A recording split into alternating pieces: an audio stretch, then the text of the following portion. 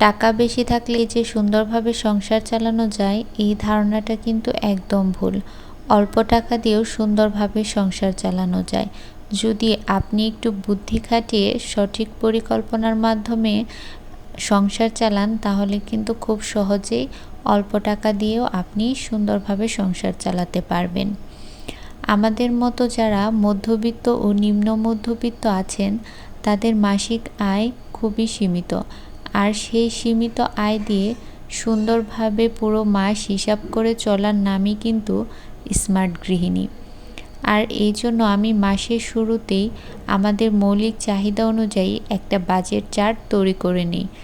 তাহলে আর মাসের শেষে আমাকে সমস্যায় পড়তে হয় না, বরং এভাবে আমি কিছু টাকা সঞ্চয়ও করতে পারি।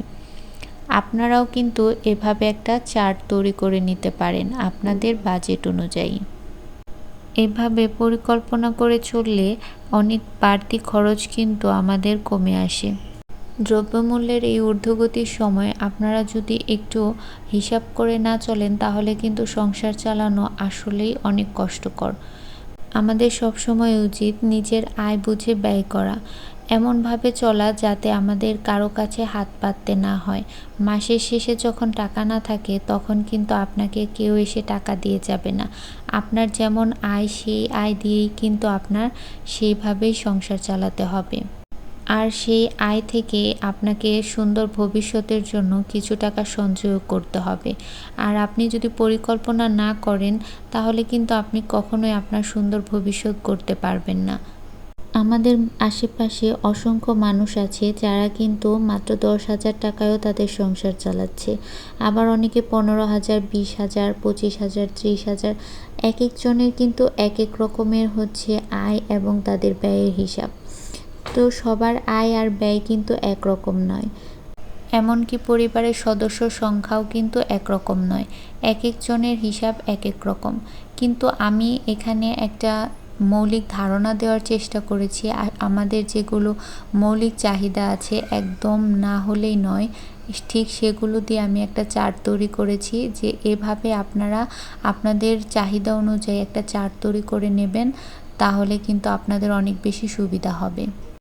সো এই যে দেখেন, আমি মাসের শুরুতেই কিন্তু বেতনটা হাতে পাওয়ার পর আমি এভাবে একটা চার্ট তৈরি করে নিলাম যে আমি কোথায় কোনভাবে কোন টাকাটা খরচ করব এবং আমার অবশিষ্ট হাতে কত টাকা থাকবে। আমি প্রথমেই আমার মাসিক আয় থেকে 1,000 টাকা সঞ্চয়ের জন্য আলাদা করে রেখে দেব। এই টাকাটা আমি কখনোই ব্যয় করব না, আর এই টাকাটা আমি রেখেও দেব না যে মাস শেষে যদি আমার হাতে টাকা থাকে তখন আমি এই টাকাটা সঞ্চয় করব। এই টাকাটা কিন্তু আমি মাসের শুরুতেই সঞ্চয় করে রেখে দেব।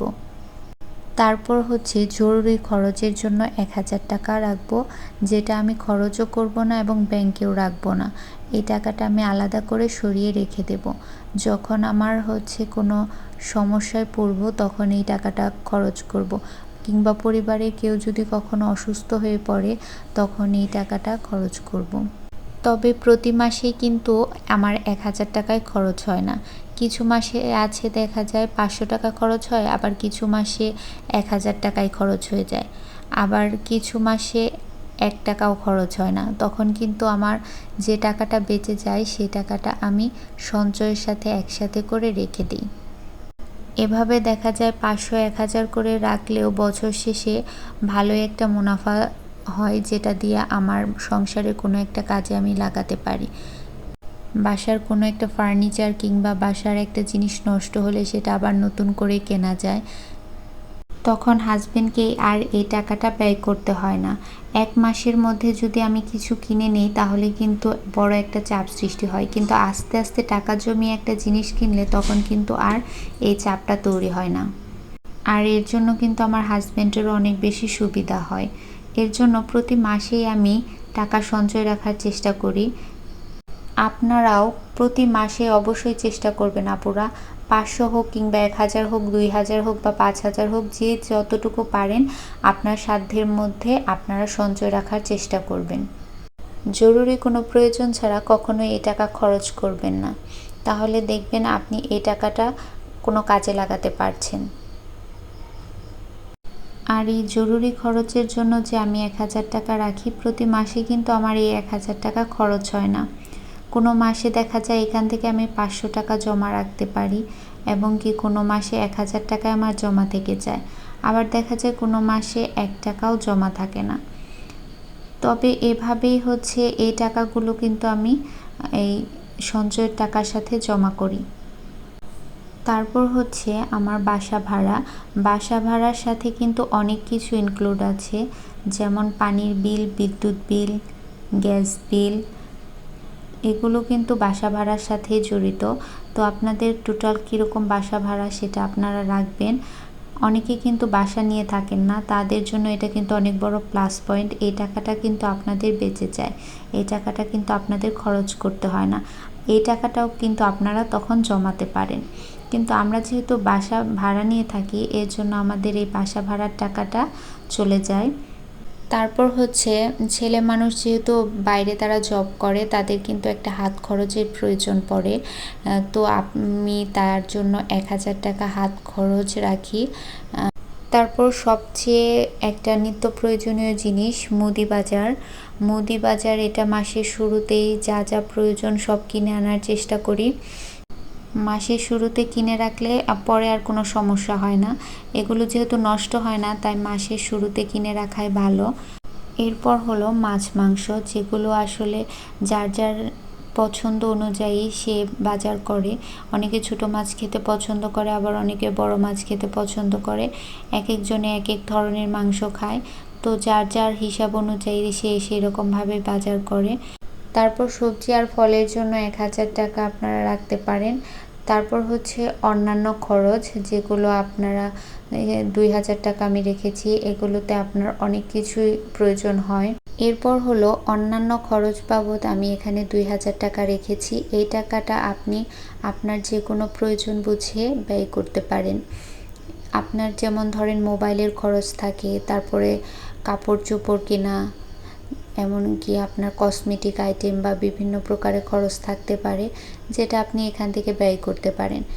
এই আপনার ইন টোটাল ১৫,০০০ টাকার খরচ, যেটা আমি আমার হিসাব অনুযায়ী সাজিয়েছি। প্রত্যেকের হিসাব এবং খরচ কিন্তু একরকম নয়, এক একজনের এক এক রকম খরচ, এবং পরিবারের সদস্য সংখ্যাও কিন্তু এক নয়, এবং সবার কিন্তু আয় ও ব্যয়ের খরচ একদমই এক নয়। এটা একদমই একটা মৌলিক চাহিদা অনুযায়ী মৌলিক একটা বাজেট, যে বাজেটে আপনি আপনার নিত্য প্রয়োজনীয় খরচটা আপনি এখান থেকে করতে পারবেন।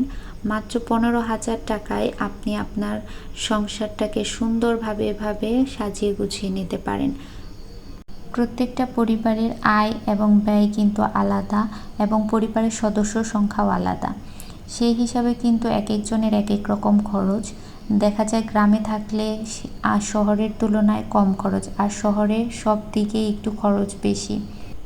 আর পরিবারে যদি ছোট সদস্য থাকে তাহলে খরচ আরও বেশি হয়, কারণ তাদের পিছনে সবসময় এক্সট্রা একটা খরচ থাকে।